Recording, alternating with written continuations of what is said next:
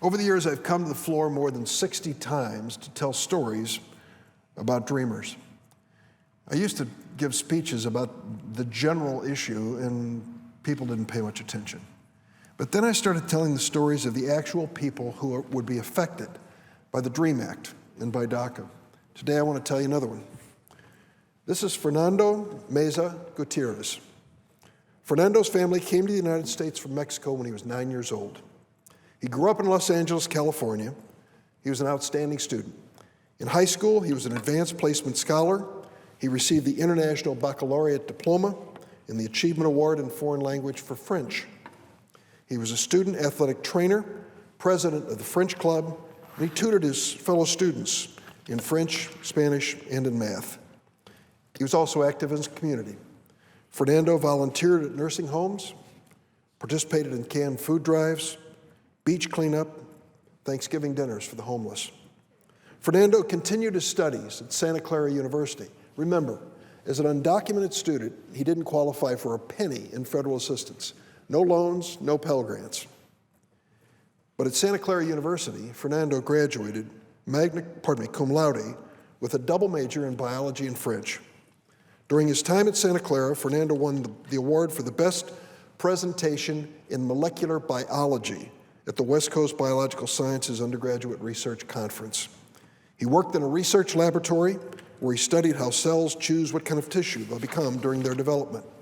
Unlike the other students, Fernando could not be paid for his work because he was an undocumented immigrant.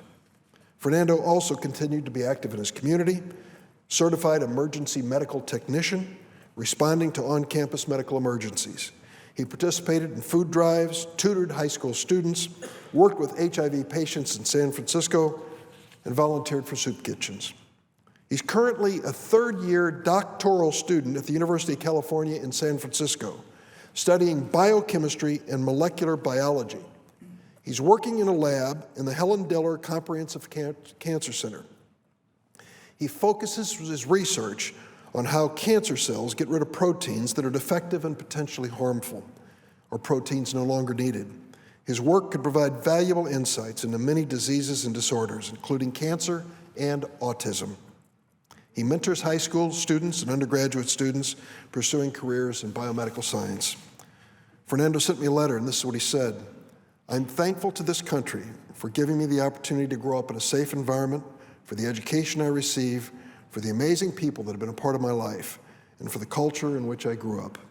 All these factors have shaped my worldview and my aspirations. DACA, the DREAM Act, will allow me to contribute to America's biomedical research work and potentially make discoveries that can improve lives for Americans and other people around the world. This country has given me an opportunity to pursue my passion for biomedical research.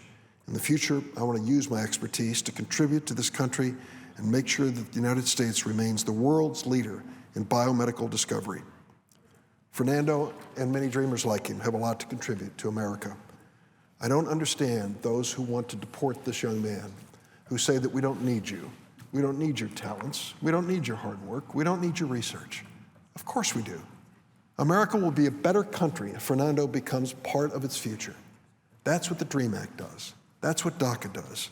That's what we're trying to achieve. Instead of trying to deport young men and women like Fernando, I hope the other party will support meaningful immigration reform that is fair and comprehensive.